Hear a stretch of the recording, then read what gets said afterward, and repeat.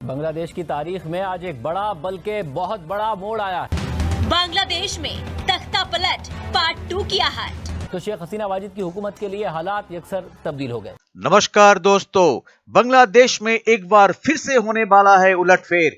होने वाला है शेख हसीना की फिर से वापसी। शेख हसीना जो अभी भारत के छत्रछाया में पूरी तरह से सुरक्षित भारत में आश्रय ली हुई है, जिस अराजक और मौलवादी ताकतों ने मोहम्मद यूनुस के अधीन सरकार बनाई थी, वो एक गुंडागर्दी था। अब उसका पतन होना अवश्यंभावी है। आइए इस विषय पर सुनते हैं पाकिस्तानी मीडिया की बातचीत और मिलते हैं वीडियो के अंत में। साथ ही अगर आपको वीडियो पसंद आए तो सब्सक्राइब जरूर कर देना। बता देती हूँ। अवामी लीग की तरफ से जो हमारी शेख हसीना की पार्टी है, अवामी लीग की तरफ से अब सड़कों पर हो रहा प्रदर्शन। अब होगा फिर से तख्ता पलट। फर्जी वजीर आजम मोहम्मद यूनुस, कौन? मोहम्मद यूनुस जाएंगे जेल और पीसेंगे चक्की पीसिंग करेंगे। और फतवा भी उन्होंने सिलवा लिया है और कच्छा भी उन्होंने सिलवा लिया है, ताकि वो आराम रहेगा उनको बांग्लादेश के जेल में चक्की पीसिंग करने के लिए। असली वजीर आजम अब बैठेंगी संभालने के लिए सत्ता और कुर्सी। ट्रंप की जीत और हसीना की घर वापसी संभाला किसने? कट्टर हिंदू आदरणीय प्रधानमंत्री मोदी ने। सुलझाया किसने? कट्टर हिंदू आदरणीय प्रधानमंत्री मोदी ने। और आश्वासन किसने दिया? कट्टर हिंदू आदरणीय प्रधानमंत्री मोदी ने। ट्रंप की जीत बहुत से लोगों का दिल दहलाई और ट्रंप की जीत ने जियोपॉलिटिक्स में बहुत सारे अच्छे और बहुत सारे संवैधानिक नेताओं के लिए एक बहुत बड़ा हेल्पफुल सीढ़ी भी बना। ट्रंप की जीत। बांग्लादेश में होगा फिर से 2.0 तख्ता पलट। 5 अगस्त 2024 के बाद, जब से शेख हसीना वहां से निकली थी और उसके बाद फिर आदरणीय प्रधानमंत्री के छत्र छाया में, एक कट्टर हिंदू के छत्र छाया में एक मुसलमान बहन अपनी पूरी इज्जत आबरू के साथ, अपने पूरे मान सम्मान के साथ, अपनी पूरी लैविश और लग्जेरियस लाइफ को मतलब निभाते हुए एक कट्टर हिंदू के अंडर लीडरशिप बहुत ही खूबसूरती से, बहुत ही इज्जत से, बहुत ही मान मर्यादा से वो रही। और राखी बांधना शेख हसीना का आदरणीय प्रधानमंत्री मोदी जी को, उन्होंने राखी का फर्ज निभाया और अपनी बहन को सुरक्षित रखा अपने नेतृत्व में, और अपने सनातन धर्म की पूरी आइडियोलॉजी को हमारे आदरणीय प्रधानमंत्री ने दिखाया भी। लेकिन अब ढाका के हालचाल कुछ अलग दिख रहे हैं। अब ढाका में कुछ अलग हवाएं चल रही हैं। अब ढाका में कुछ अलग गूंज हो रही है। ढाका के लोगों का कहना है अमर हसीना आमा के फिरोज चाहिए। इसका मतलब होता है कि हमारी हसीना हमें वापस चाहिए। कुर्सी बिल्कुल तैयार है शेख हसीना के लिए और लोग तैयार है शेख हसीना को के गले में माला पहनाने के लिए। शैला, अब मैं बहुत सीरियस बात करने वाली हूँ। इतनी देर में बहुत खुश थी क्योंकि शेख हसीना वापस जा रही है, इसलिए। ऐसा नहीं है कि शेख हसीना जब वहां पर थी तो हिंदुओं का जेनोसाइड नहीं हुआ था।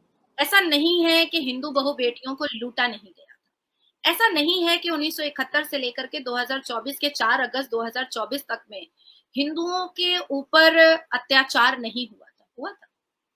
हुआ था। 8% हिंदू थे वहां पर। 8%। लाखों करोड़ों हिंदुओं की आबादी घट करके बहुत नीचे उतर चुकी थी। लाखों मंदिरों के जगह पर कुछ मंदिर रह गए थे। लाखों की जगह हजारों आ चुका था। नाम पर पुरुषों को अत्याचारित करना इस्लाम के नाम पर, मंदिरों को तोड़ना इस्लाम के नाम पर, रोड पर नमाज पढ़ करके हिंदुओं की मंदिर के सामने हिंदुओं को अत्याचारित करना इस्लाम के नाम पर, ये उस वक्त भी चल रहा था। लेकिन कहीं ना कहीं शेख हसीना अपने बांग्लादेश को बदनाम तो नहीं होने देती थी। वो कभी भी अपने बांग्लादेश को चर्चाएं आम पर बदनामी के नाम से नहीं आने देती थी। अगर वो देखती थी कि हिंदुओं की बेटियों की इज्जत तार तार की जा रही है तो संवैधानिक तरीके से वो उसको सजा भी दिलवाती थी, जिसने किया है। लेकिन जिस हिसाब से मोहम्मद यूनुस एक कायदे आजम लियाकत अली जिन्ना का रूह बन करके, लियाकत अली जिन्ना का एक डॉपलगैंगर, एक बहरूपिया बन करके बांग्लादेश की सरजमीन पर कदम क्या रखा, ओथ क्या लिया कि हिफाजतुल इस्लाम, हिजबुत तहरीक, जमाते इस्लामी, सबको उसने रोटी बोटी और फ्री छूट ऐसी दी कि बांग्लादेश में हमारी हिंदू बेटियों को किस तरीके से बेइज्जत किया जा रहा है, जिसके दृश्य आप नीचे चला रहे हैं। अपने अधिकार के लिए आवाज उठाने वाली हिंदू बेटियों को के बाल नोच नोच करके, उनके शरीर को नोच करके उनको मारा जा रहा है। लोग हमेशा आपत्ति जताते हैं कि नाजिया इलाही खान हिजाबन को जिहादन क्यों बोलती है। इस दृश्य को देखिए और गौर से देखिए और सब मिल करके देखिए। एक महिला के सामने, एक औरत के सामने अगर किसी दूसरी औरत की आबरू लुटती है तो उस वक्त आपको मजहब या धर्म याद आएगा या अपनी जात की रक्षा याद आएगी? पहले ये बताइए शैला। अगर आपकी नजरों के सामने, है ना, अगर आपकी नजरों के सामने किसी 10 साल की बच्ची का, किसी 11 साल की हिंदू बच्ची का, किसी 50 साल की हिंदू औरत का, किसी 32 साल की हिंदू औरत का, या व्हाटएवर एज लफ्ज औरत, अगर उसका कोई रेप कर रहा होगा, उसके आबरू को तार तार कर रहा होगा, क्या आप विरोध नहीं करेंगी? आप ये सोचेंगी कि ये हिंदू है, हमको इसके लिए बोलने की क्या जरूरत है? अगर औरतें अपनी जात की नहीं हुई तो वो अपने इस्लाम की क्या हो सकती है? नहीं हो सकती है। औरत को अपनी जात का पहले होना पड़ेगा, वो अपने आप अपने इस्लाम की हो जाएगी।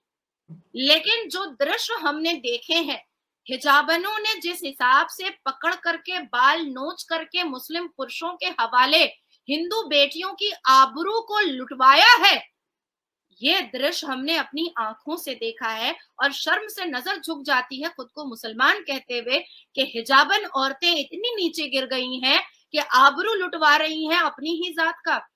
तो आज मैं कहती हूं कि बांग्लादेश हो या ये दुनिया की कोई भी औरत हो, लानत है, थूक है और अल्लाह का कहर नाजिल हो ऐसी औरतों पर जो परोस करके मुस्लिम पुरुषों के हवाले करती हैं हिंदू बेटियों को कि लूट लो इसको माले गनीमत समझ करके।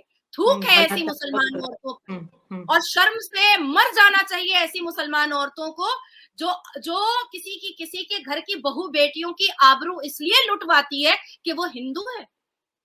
तो दोस्तों, डोनाल्ड ट्रंप के चुनाव जीतने के बाद से बांग्लादेश की स्थिति में तेजी से परिवर्तन हो रहे हैं। बांग्लादेश में फिर से अब शेख हसीना का सत्ता में वापस आने का राजनीतिक माहौल मुस्तैदी से तैयार हो रहा है। बांग्लादेश में अगस्त महीने में एक बहुत बड़े गुंडागर्दी षड्यंत्र से शेख हसीना के वैध सरकार के गिरने और अवैध तरीके से मोहम्मद यूनुस सरकार को बनाए जाने से पूरा देश एक बहुत ही उथल पुथल माहौल से गुजर रहा है। शेख हसीना के भारत चले आने के 3 महीने के बाद उनकी पार्टी अवामी लीग ने पिछले रविवार को अपने फेसबुक पोस्ट में गुलिस्तान नाम के जगह पर जमा होकर विरोध प्रदर्शन करने की घोषणा की, जिसकी जानकारी मिलने पर यूनुस की सरकार ने खुलेआम सेना को सड़कों पर उतार दिया और विरोध प्रदर्शन को हिंसा से भी कुचलने का हुक्म दे दिया। पुलिस ने प्रदर्शन के पहले ही अवामी लीग के सैकड़ों कार्यकर्ताओं को गिरफ्तार कर जेल में डाल दिया। इस दौरान शेख हसीना की सरकार के जाते ही बांग्लादेश के अल्पसंख्यक 8% हिंदुओं पर अत्याचार की बाढ़ सी आ गई। हिंदुओं के घरों को तोड़फोड़ कर लूटना, उनकी हत्याएं करना, उनकी मां बहन बेटियों की इज्जत लूटने जैसी घटनाएं घटने लगी। उनके मंदिरों को तोड़ दिया गया। वे भूल गए उस बात को जब 1971 में पाकिस्तान की मुस्लिम सेना ने बांग्लादेश के मुस्लिमों के ही 4 लाख मां बहन बेटियों को बलात्कार करके गर्भवती कर दिया था। भारत ने ही अपनी सेना बांग्लादेश में उतारकर बांग्लादेश को आजाद कराकर उसे उस नरक से बचाया था। आज यूनुस सरकार को बनाने वाले गुंडे लोग भारत को गालियां बकते हैं। बांग्लादेशी कौम एक नमक हराम कौम। तो आज बस इतना ही, मिलते हैं अगली वीडियो में, तब तक जय हिंद, वंदे मातरम।